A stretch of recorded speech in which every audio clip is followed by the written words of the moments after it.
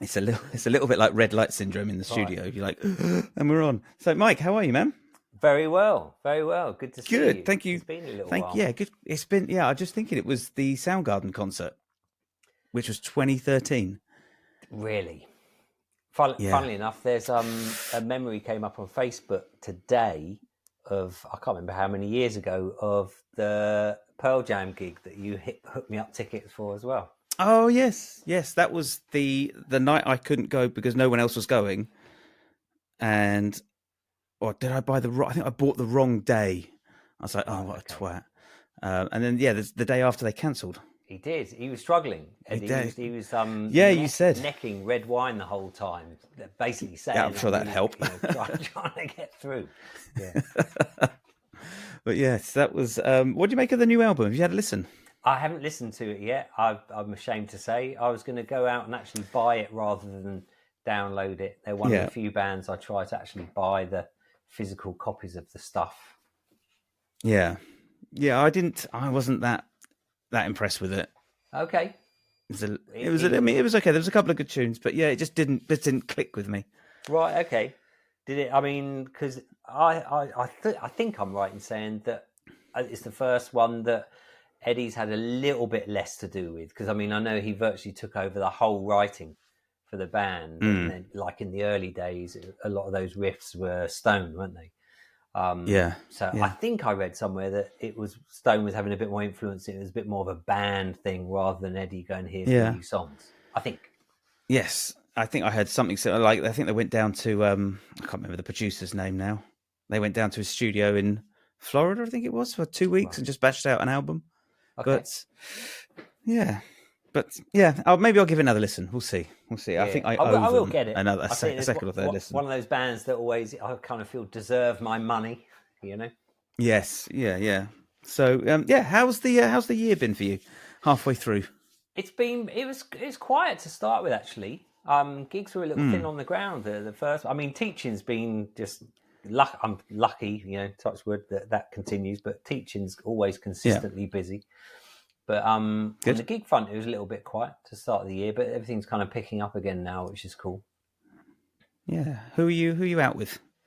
My main two at the moment are the Fizz, which, as in Mm, used to be Bucks Fizz, but they can't call themselves that anymore.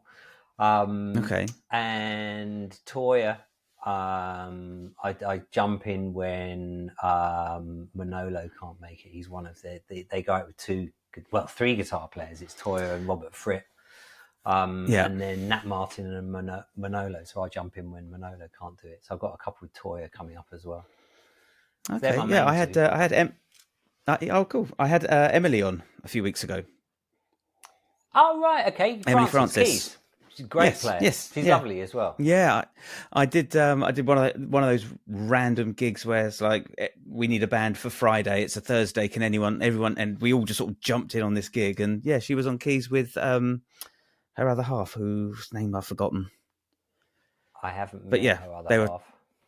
they were both great players, lovely people. It was yes, it was a good gig. What does her other half... I can't talk. What does her Other half other on a Peter half Jackson. play? He plays bass. Right, So okay. she goes out with her jazz trio, and he's on bass. Right, And okay. yeah, it's cool. It was a really cool little chat that we had with her, and she does a lot of teaching as well, same as you, which is always it's always good to get other instruments kind of input with how people practice, how do they improve, how do they get better? Because guitar Yeah. players, I think, it's like metronome, sheet music, off we go. That's by and large how Right. people seem to sort of get better.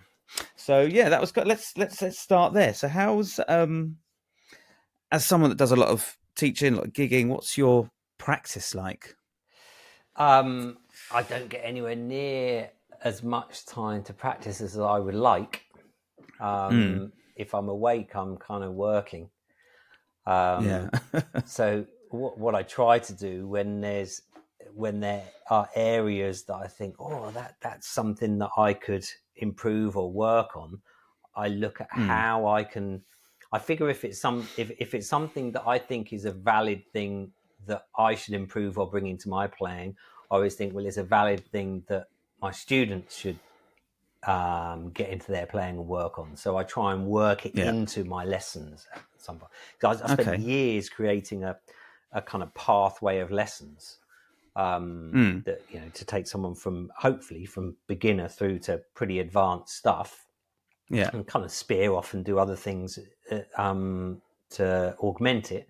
But as a fundamental route, I've tried to create this complete pathway. So every time I kind of think, oh, I need to work on that, or there's an area that I've maybe skipped, or haven't included in my lessons, I try and get it in somewhere. So it's making hopefully my teaching and my lessons better, and me better at the same time. It's like multitasking. So is there anything that you're like currently working on at the moment? I'm always trying to improve playing over chord changes, playing over different stuff. That's a lifetime's work, I think. I've never been particularly good at the kind of Robin Ford, Larry Carlton thing of imposing chords that aren't there. So I'm still kind of trying to. I can kind of shoehorn it in every now and then, but to my ears, it always feels a little bit forced.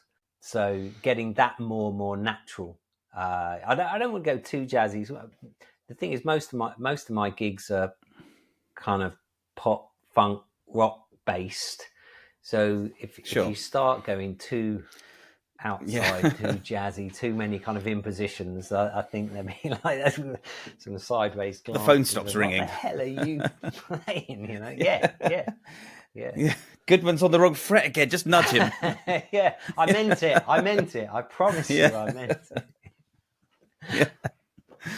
Okay. So, and how about things like improving yourself as a player? I mean, I know you just touched on looking at sort of Larry Carlton and Robin Ford lines, like improving things like technique or reading or ear training. Do you still work on things like that? I haven't worked on my ear training per se for quite a while. I used to work on that a lot. That was one of my main classes I used to teach at the college, ACM in Guildford, for years. So I was always kind of on top of that and working on it, you know, chord recognition, interval recognition, melodic transcription, you know, all that sort of stuff. But not teaching that at the moment up there. I haven't specifically worked on that recently. I've still got a couple of apps on my phone, and every now and then I'll try and, you know, test myself and see if I'm still okay on various things. But I'm always transcribing. So I suppose it's not actual ear training as in testing, but I try to figure stuff out without using my guitar when I can.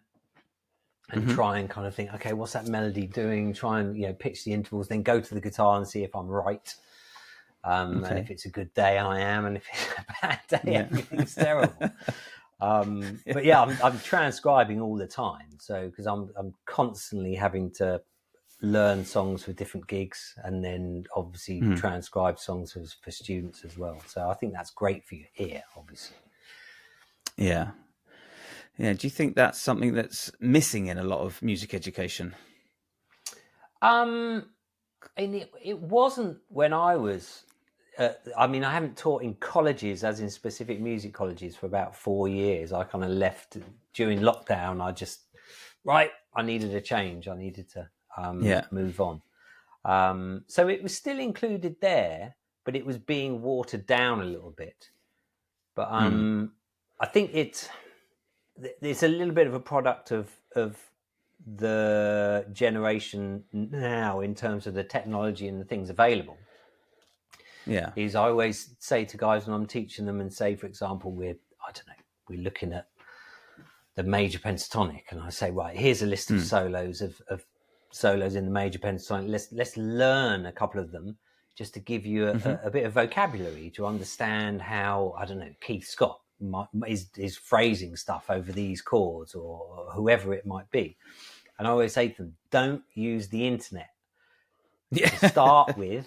Just use your ears. Just listen. I'll tell you what key it's in, and these are the chords it's over, but just use your ears. It's more important to try and get it wrong and then us correct it than just to go, right, well, let's go on, I don't know, was it Guitar 365 or whatever it is, those sites where Yeah. you've got a million people Yeah. doing lessons on certain ways to play something, which a lot of them are wrong anyway. Yeah. And I'm sure I'm wrong with some stuff, but it's just getting people to use their ears first and then go to the resources that are out there to check.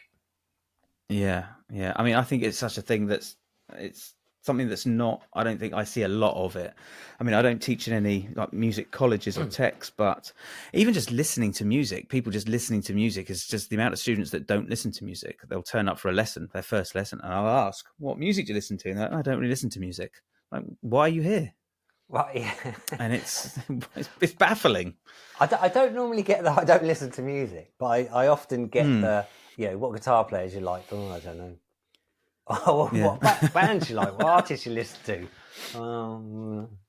But they'll listen to music, but they're not aware of what they like or what they want to play. So. Yeah. I mean, I think I don't know if you feel the same, but I think since platforms like Spotify have come along, music's now essentially free and nobody's listening to it. Well, everyone and expects I think that's it for free. Yes, yeah. So, I mean, what's an album cost these days? 12 quid? 13, 15 quid? I haven't bought an album in a long time. Download it. I use Spotify in terms of, say I've got a lesson on a specific topic in, whatever it is in my kind of pathway of lessons, then I'll have a Spotify playlist for each sheet. So if we're doing, riffs in the minor pentatonic, there'll be a few I've transcribed, and then a kind of Spotify playlist of extra songs. Right, go and listen to these. Go and check out these guys doing this. Yeah. So, but I always tell people, buy it. If you like something, buy it. So at the very least, I don't pay for Spotify. I don't use it other than that. I always download my music from iTunes at the least, and bands that I particularly like, I'll go and buy the CD or sometimes the vinyl as well. So, yeah. I mean, it's a lot. I think things like the sale of vinyl is going up, which I think is always encouraging. People are buying physical media. Yes, it is. I think those figures got a little bit construed because people started going, "Oh my God, sales of vinyl have gone up by." I'm making this figure up, but 800%, and everyone thought, "Oh my, right, this is gold mine." But they were so tiny by going up 800%. Yes, it's grown this massive amount, but it's still, in the scheme of things, I don't think it's you can't. Artists aren't retiring on their vinyl sales. No. So, in terms of the other thing I wanted to talk to you about is vibrato. Okay. I remember there was a lesson that we did in the ACM. You were taking the lesson. I think it was about the third or fourth week, and it was a really easy song. And you said, we're going to blast through this in half an hour. And the rest of the lesson, we're looking at your guys' vibrato because some of it is shocking. I might have used fancier language from that. Maybe. I can't remember. That was the gist of it. And I wanted to ask, why aren't more people talking about vibrato? Why aren't more people teaching it? There's very few lessons on it, and I think it's it's the thing that it's the characteristic of someone's playing, whether they're in that guy can play or girl can play, that person can't play. I always bending and vibrato. I always say to people when, if you walked into a bar and you saw someone playing and they hit one note and their vibrato is killer, you instantly go, "Oh, who's that? That sounds cool." Yeah. And forget everything else. So if you've got great sounding vibrato, it kind of permeates everything you do. If you've got bad sounding vibrato, that also permeates everything you do. So it has a massive influence on your sound as a player. I suppose I was lucky enough when I started playing guitar. My parents had a friend who was a session guitar player, and he lent me a guitar before I had the money to buy my first electric. He lent me a guitar and just, right, we'll see how you go with that. And then I kind of loved it, and then got my own electric. And then he gave me a few bits of advice, and he said, and there were a few, and they're nuggets, and I didn't understand a couple of them to start with. The first thing he said was always listen to what you play in context of what the people you're playing with. And I was like, well, of course I'm listening to what I play. But I didn't, as you then get more experience, you realize what you're saying. It's a conversation. You're trying to interact with people and communicate.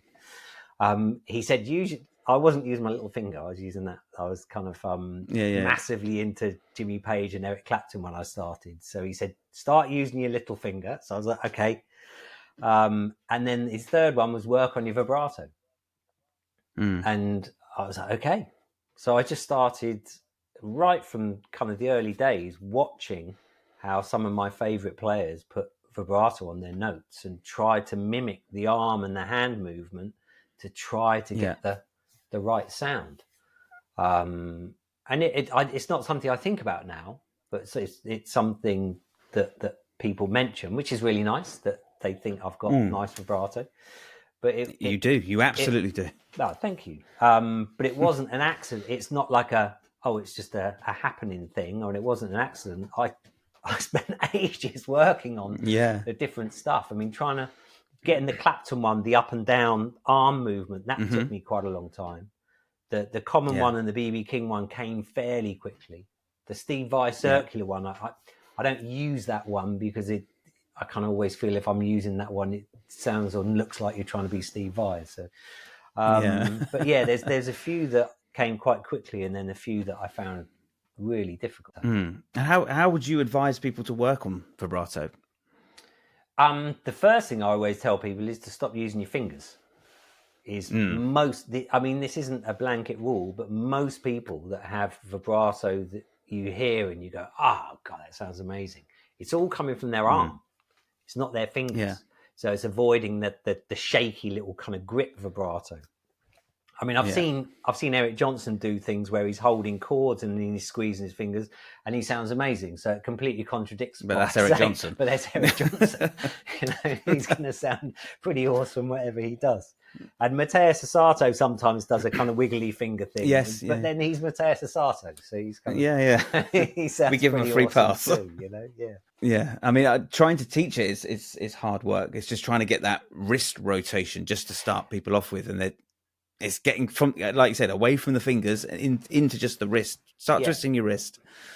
It's tricky. I mean, this sounds like I'm an old dinosaur here, but it's trickier nowadays because of physical contact with people. I'm wary of touching anybody, obviously, in a lesson because you hear horror stories. So, but days gone past, I'd get in there and grab someone's arm and hand and say, right, hold your finger, keep that still now. This is how your hand's moving, and then try and move your arm.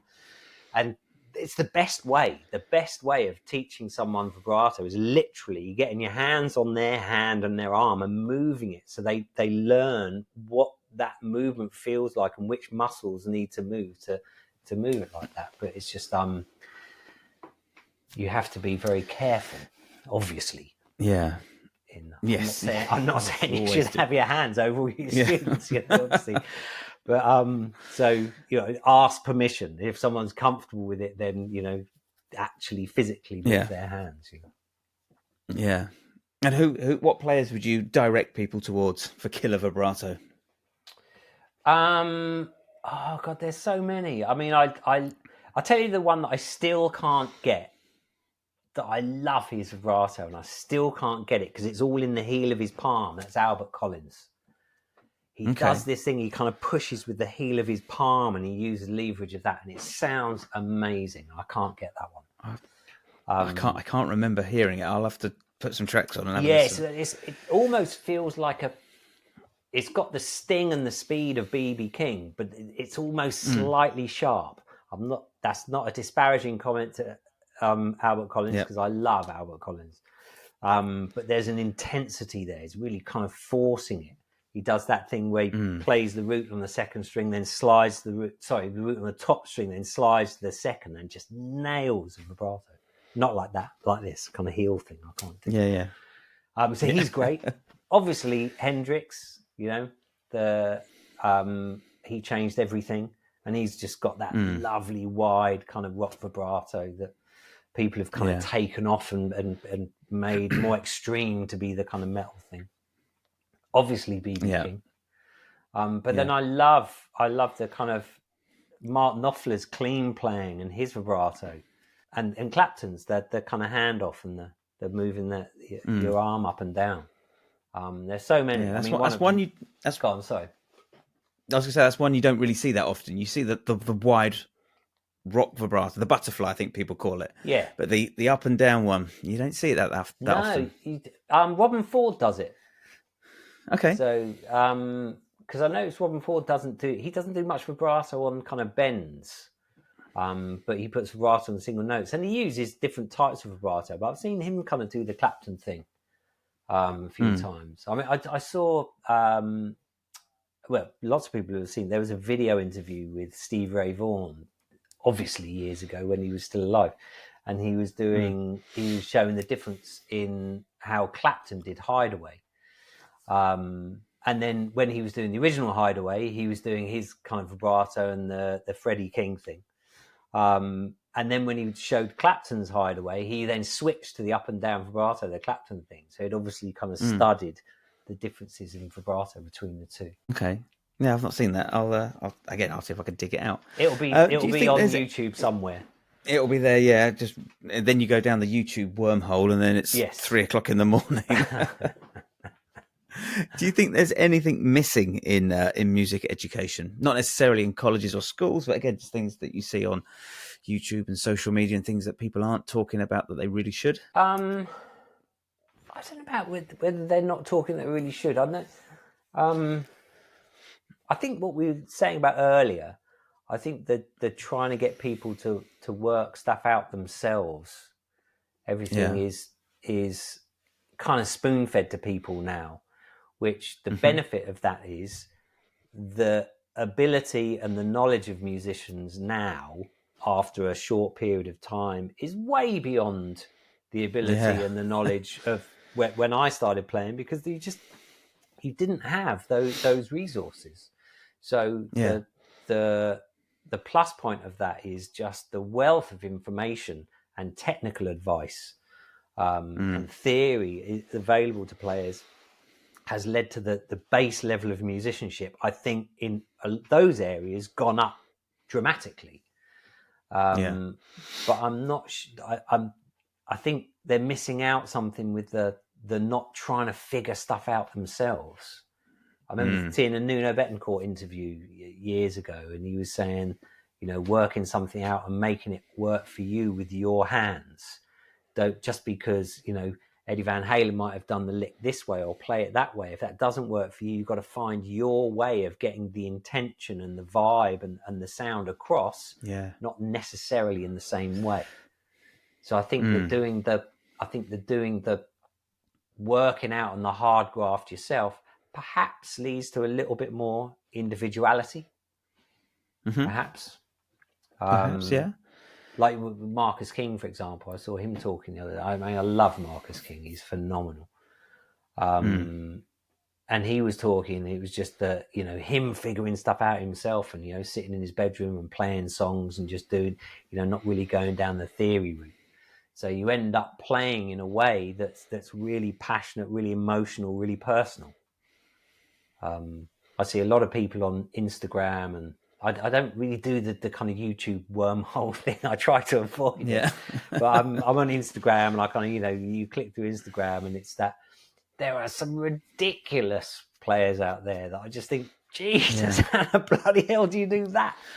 But a lot of it does leave me a little bit cold. Yeah. I heard a story of somebody, one of the Instagram players. I can't remember who told me the story, and they said, these people are like 8 fingers up and down, sweeping all the thing, and could not sit on a 1 chord on the 2 and the 4. Right. Okay. I was just like, well, that's just so indicative of people that are just, like you said, spoon-fed all this technique information. But can you sit on a click on 2 and 4? Just vamp that A minor for 5 minutes.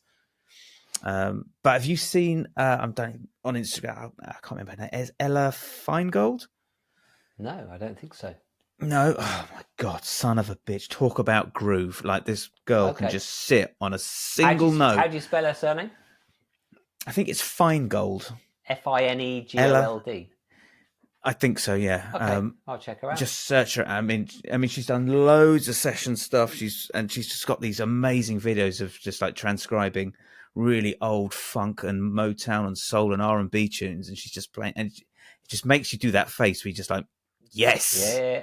And it's just, and she'll just sit on a one chord. Here's a D7 chord for 5 minutes. You're like, shit.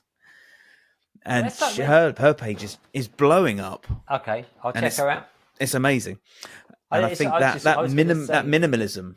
When I was at ACM and we were doing, the live performance workshop stuff, and I can't think of a particular song, but there might be a song where it's a really simple guitar part, and you can guarantee every time you get a few players going, "Oh, but it's boring," and it's like, okay, you're missing the entire point.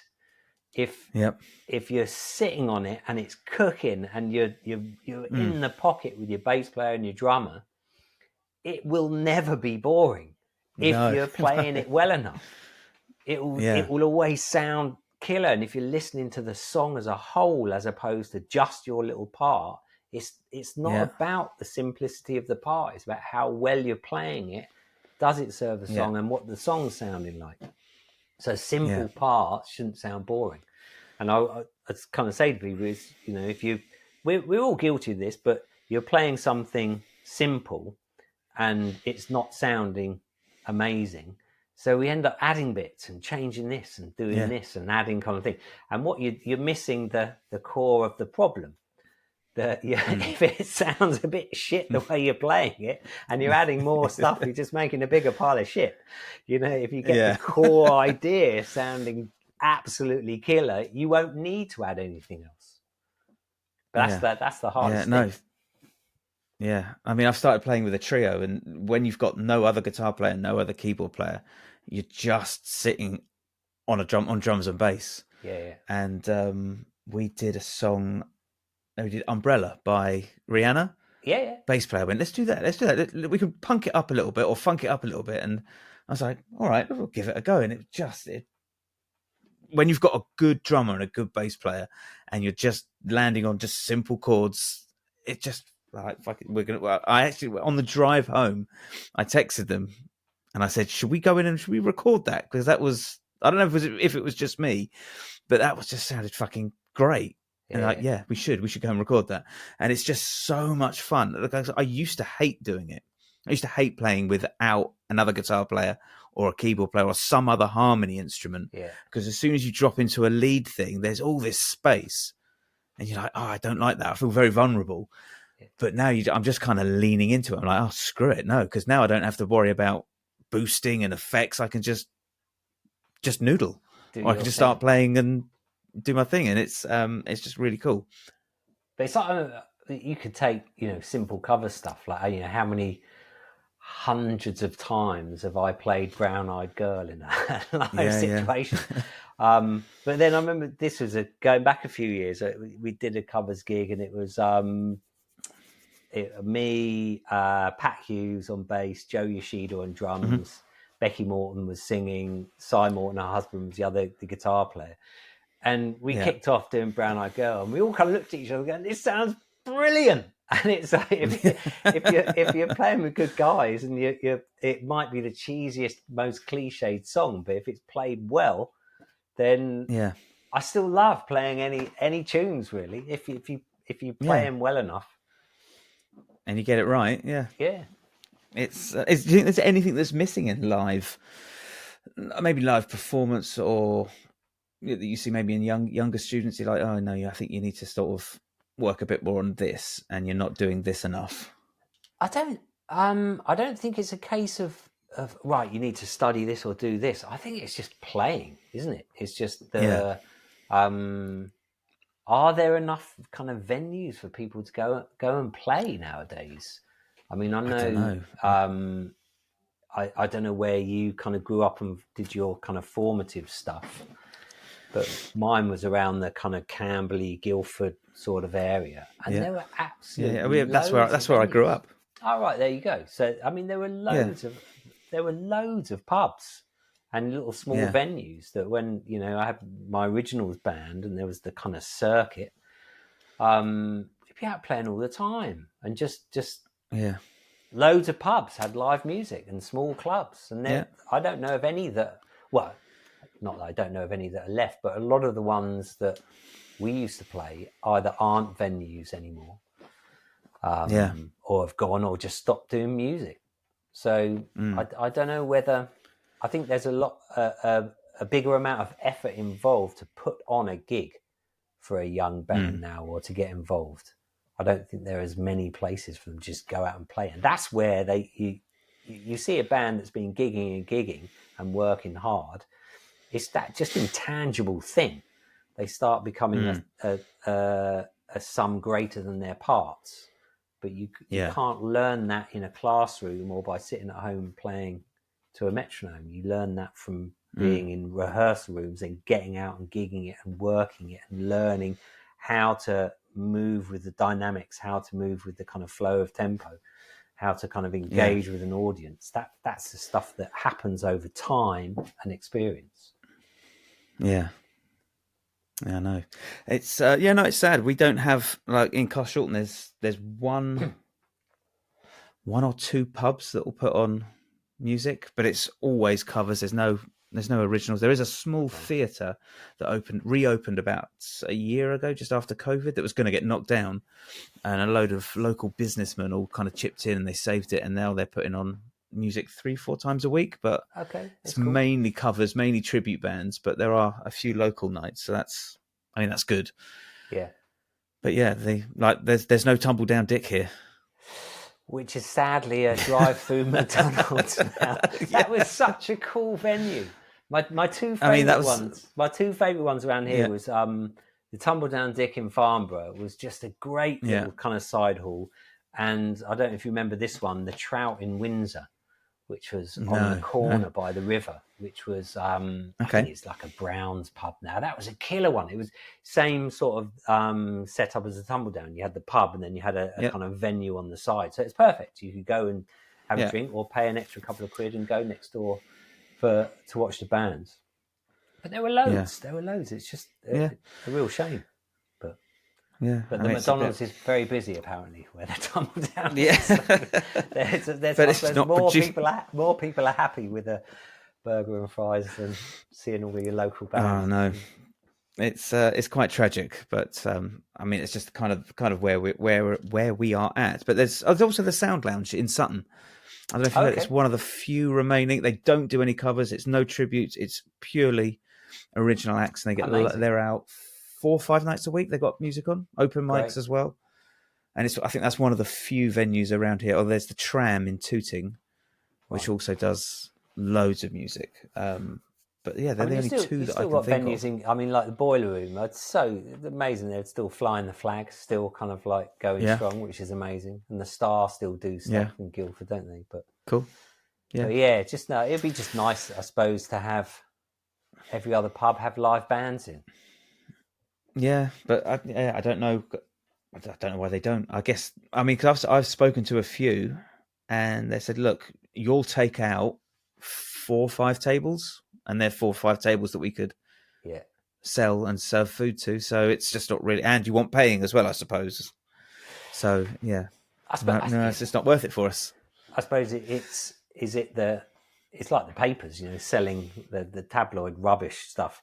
Is it the papers that drive that, or is it the market for buying that? It's the same with live music, I suppose. If the general public don't go out and support live music and go and watch bands and then buy beers and make sure that the venue's earning money from doing it, then the venues aren't going to do it. No, but it's just so fucking expensive. What's a beer now? 8 quid? It's ridiculous now. I'm glad I stopped drinking because I would have been broke. I'm older than you. I remember when it went above £1 and I thought, what? Bloody hell, £1 for a pint. Yeah. I sound like my dad now. Oh, it's just the way of the world, isn't it? I also wanted to talk to you about your approach to playing scales, and I know you said you Right. didn't want to give too much away because it's kind of your thing. Yeah.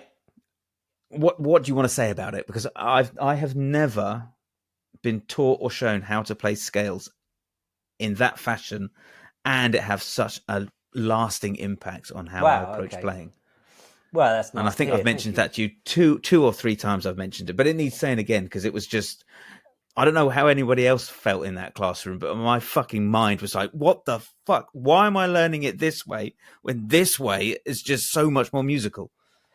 I think that I can answer why they do it that way is because when teaching, it's easier to show someone a scale shape and Yeah. say, if you're, I don't know, an A major scale or something, it's easy to say, right, here's where you put your fingers.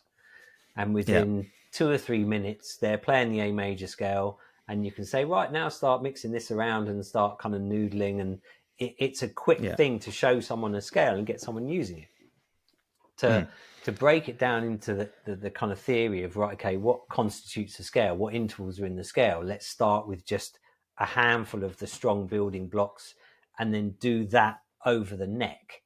I mean, my Yeah. basic philosophy is, as you know, is I kind of triads at the heart of everything. So it's getting, if you can solo over the whole neck in any one of the triads. There's only four. In tertiary harmony, there's Yeah. only four triads. I mean, Yeah. that's bending the truth slightly because then you've got, because everything based on thirds, you're basically major and minor thirds. You do also have technically diminished thirds and augmented thirds, which are seconds and perfect Yeah. fourths. But, in basic tertiary harmony, you've only got four triads. So you've only Yeah. got four harmonic families. So why learn hundreds and hundreds of scale shapes when if you learn just your four triads, you've got a starting point for every scale, pretty much, that you're ever going to come Yeah. across. Then, if you understand what it is that you're playing, so whether it's a root, a third, or a fifth, be it a flattened third or a flattened five or sharp five, Yeah. whatever, around the place, and it will sound rubbish to start with and really dull and really boring. But if you understand the intervals you play, and then you understand what intervals you need to add to make the scale you're trying to play or to play over the chord you're trying to play over, your knowledge of the distances between those notes so you can start putting one in at a time will enable you to break out of the little boxes and travel around the whole neck. But most importantly, understand what interval you're playing and the sound and flavor of the interval and what that adds to the sound of the basic triad notes. So you always, I always say, I never play a note that I don't know what interval it is at any time, ever, because I don't understand why you would. Yeah. It's otherwise it's muscle memory and it's just fingers get rattling through scale shapes, which doesn't interest me. Yeah, I mean, so on that lesson that we did, and I won't give too much away, but we started, like you said, we started out with a triad, and then you were like, right, now add this note. We're like, ooh, now add this note. And like, now you're playing the major pentatonic. Like, holy fuck, am I? And you're not thinking of boxes. I'm like, I'm not thinking of boxes, and it sounds. He said, now add this note. Now you're playing the Mixolydian scale. I'm like, I have never heard the Mixolydian scale until that lesson. I was like, I get it. Now you're playing Lydian. Like, holy fucking shit. Like, it was just, I'd never have to learn a scale shape ever again. And it sounds really musical, and it takes about 20 minutes to learn whatever scale it is that I need to learn. I think the reason why a lot of people don't do it, well, partly I'm sure a lot of people don't necessarily think that way, but it's not a quick thing. No. So, it takes a bit of time. It takes a bit of time, and it's not instantly rewarding. It's like, I have to say, especially in situations like we were in then, it would have been a class full of guitarists, some of which would be really good, some of which would be not so good, and then a lot in the middle. so you have to kind of say to the better guys, right, suspend what you're expecting and trust me for 20 minutes and let's just do this. And if you just do this and go with me, give me kind of half an hour of your time, I promise you it will get you seeing stuff slightly differently.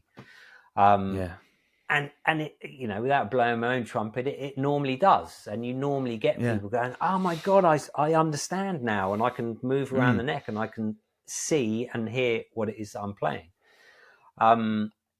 But I tried doing it with, when I used to write for Guitarist magazine, I kind of did it there back then when I used to have my own column in Guitarist magazine each month.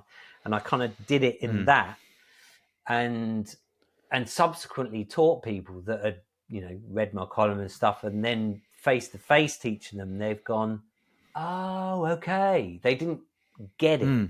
And I think it's when you're face-to-face with someone and you can interact and I can go, no, don't do that. What was that note you played? And actually guide how you're learning it, then it makes more sense.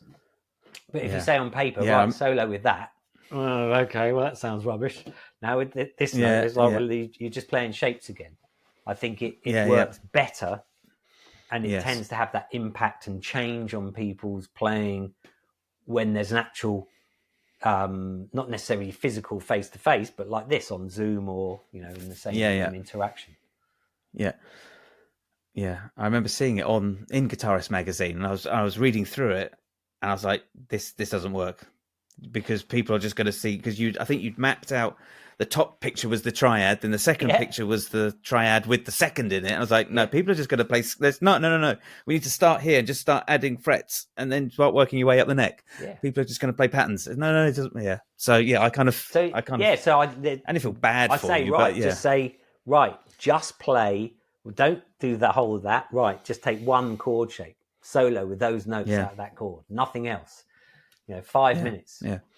And it's going to sound rubbish, but once you can fluently travel through that chord shape, and you can say, you know, root third, fifth, root third, whatever it is that you're playing, and you know it, and it's totally there, then you start adding and growing the shape. Yeah. Then, and only then, do you start plugging the gaps with other intervals. And all of a sudden, everything you need to learn comes from a point of one of those, 4 families. Everything, unless you're getting into chordal harmony, all your major and minor pentatonics and your major scale modes, your harmonic minor modes and your melodic minor modes, everything, all that stuff, all comes from each of those triads. So why learn a whole new shape when you've got, you know, a building block starting point that can be used for 10 different scales, just depending on which intervals you add in with that building block. And if the building block is so simple, you can view the neck as one big pattern. Easy. Yeah. It becomes easy. And so how did you come up with that? Was that something that was shown to you? Did you develop it on your own? It was through teaching. It was through, it was basically, I remember I was trying to teach someone modes, and they weren't understanding modes. So I kind of stripped it back, and I said, I can't remember. Let's make it up. Say it was Dorian, for example. Yeah. And I kind of stripped it back and said, right, well, you can do the minor pentatonic. So let's do the minor pentatonic.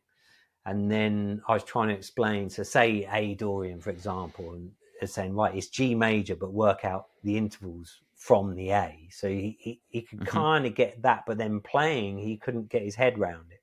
So I kind of stripped it back to minor pentatonic, and he still couldn't get it. So I was like, right, let's go even further back. Let's just take A minor chords, A minor triads. And then, so we're doing that and just making him name the roots, thirds, fifths and stuff. Yeah. And say, right, now let's put the other intervals in one by one. And then he kind of like, as he was going, oh, okay, right, and getting it, I was going, this is brilliant. My God. this is kind of totally changing how I think of this stuff. And I just found it kind of properly revolutionary for myself. That's why when I'm teaching, I always say to people right at the start, I said, there's no stupid questions. And if you Yeah. don't understand something, especially in a room full of people, stop me and ask, because I will be more than happy to try to find a different way around of explaining something. And I tell them, because I've had some proper revolutionary moments, or revelatory moments, is that a word? Myself, from trying to explain something differently to someone that doesn't understand something, has made me go, ding, that's a brilliant way of looking at something, many times. Yeah. I mean, those penny drop moments are always brilliant. It When you from get to both see sides. someone. For people learning, those Yeah. penny drop moments are amazing. But for some, when you're teaching and you see someone go, ding, that's just the most rewarding thing as a teacher. It's amazing. Yeah. It's great. It's something that I love doing, and I always encourage students to kind of get into performance as well. Like, I do a lot of teaching in primary schools, and I don't think a lot of kids or a lot of people expect much from sort of 7, 8 year olds. But when you've worked through a song, like a really simple song, and you go, "Do you want to go and perform it to your class?" And they're like, "Yeah, all right." And I'll go in and I'll knock on the door and say, "Look, he wants to do a performance. Can we?" And they're like, "Yeah, sure." And they'll just sit there and they'll just bust out Songbird or Sweet Home Alabama. Right, great. With rhythm and time. And it's like, go on. Yes. And it's just really lovely moments, things like that. I've been teaching that when I left ACM, I took I do a couple of days in another school not far from here, in Bramley, and it's like preps right through to sixth form. So from 6-year-olds right through to 18, 19-year-olds. I'm loving it. I hadn't done the kind of the young kids and the secondary kind of ages for quite a while. I've just started them up. I've just started up a guitar, ukulele, and bass ensemble there as well, and it's just brilliant. Oh, nice! It's so cool getting them all just playing and doing kind of our own arrangements of songs and getting them to choose the songs that we do. So I kind of write parts, so from beginners through to the better players, and I'm loving it. It's really you get a huge sense of satisfaction when things click and it sounds cool, and they're smiling away because they're enjoying playing. It's brilliant, really cool. Yeah, I mean, I think it's a fairly obvious answer, but do you enjoy teaching? Oh God, I genuinely love teaching. It's very rare that I think, oh God, I've got to do that. Very rare. I just get people say to me, oh God, you're going to get bored with going over and over this thing. I don't. I really enjoy just the process. As long as the people I'm teaching are nice people. And there's that sort of interaction, and as long as they're kind of there's a desire to progress and to learn, I love it. I think it's brilliant. It's as you saying, it can be such a rewarding thing. It's nice to have a balance between the gigging and teaching. If I'm not gigging at all, I always feel a bit of a fraud. It's you kind of you have that thing in the back of your mind that you're teaching people, but you're not doing it yourself. So it's that thing of Yeah, I had a drummer come on, and she asked the same thing. She's like, "Do you feel like a fraud if you're not gigging? You're just teaching?" I'm like, "Absolutely not," because I think it's really I put a lot of emphasis and a lot of value in teaching, especially beginners, because you're their first port of call for music education. So I think that's a great responsibility, and I don't think that should be taken lightly.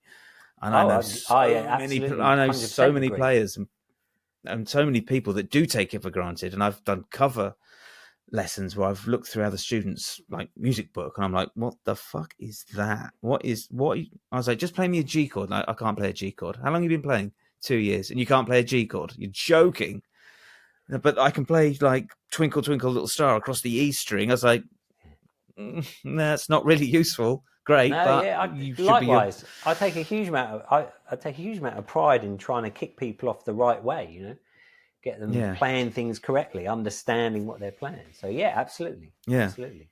It's just my own. I hope, I believe that I teach people well. It's not going to be for everyone the way I teach. You simply cannot please everybody. But it's my own little voice in the back of my head of like, if I need to be out doing it as well. So that just little validation. So I feel like a proper musician as well. I love the teaching, and there've been lots of times when I've just been teaching.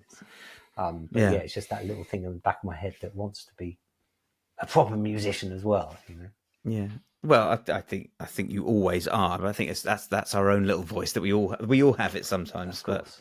But Yeah. just we're all on our own path and we're all doing our own thing, and it's we always get distracted. Like, oh, what's Dave doing over? Oh God, Dave's out touring, and oh no, and I'm still teaching in the school. But it's we're all on our own path, and it's all music, and it's all good. Yeah, absolutely. Last question is, how do you deal with people that don't practice? It's tricky, that one. I try to. I mean, I'll kind of push it uphill as much as I can in terms of trying to steer them to, this is what you need to do. This is what we need to improve.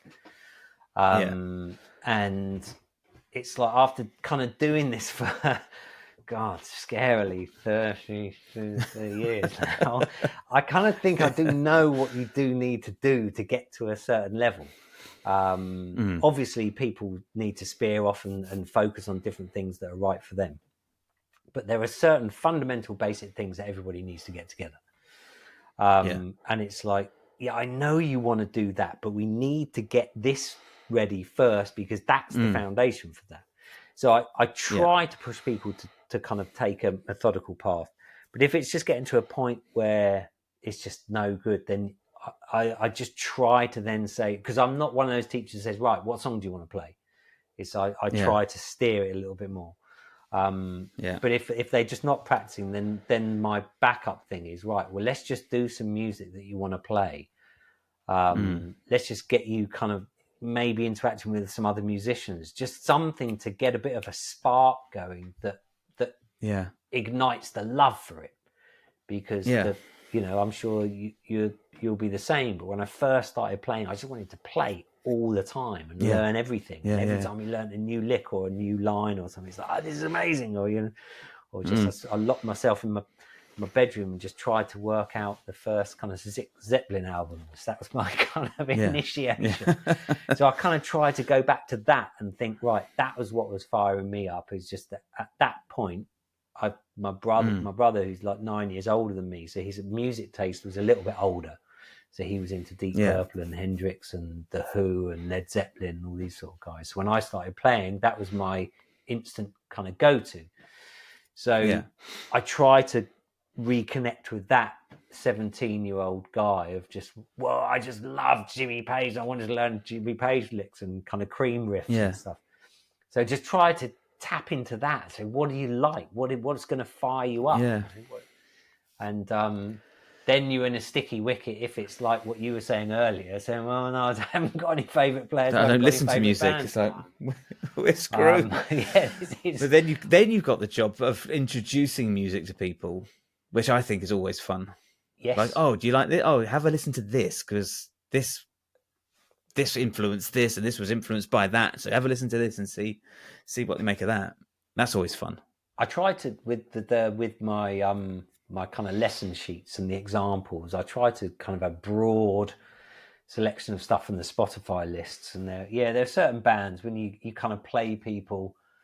The first, it's not the first, it's the second technically, Extreme album, and the amount of times people go, oh my God, who's that, or what's that, And King's X, I've done that loads of times. You play people King's X, and that kind of normally blows people away. Not always, but normally. Yeah.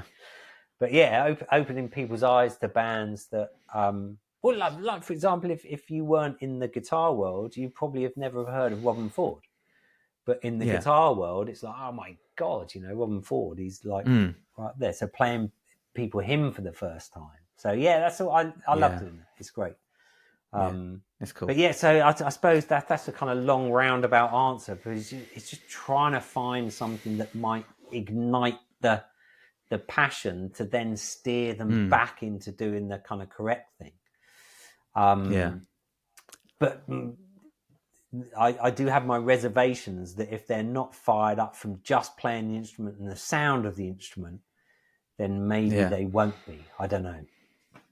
Yeah, it's difficult kind of letting people go, because I think there comes a point where it's like, look, you're not doing the thing, you're not doing that, you're coming back, we're just going over the same old ground.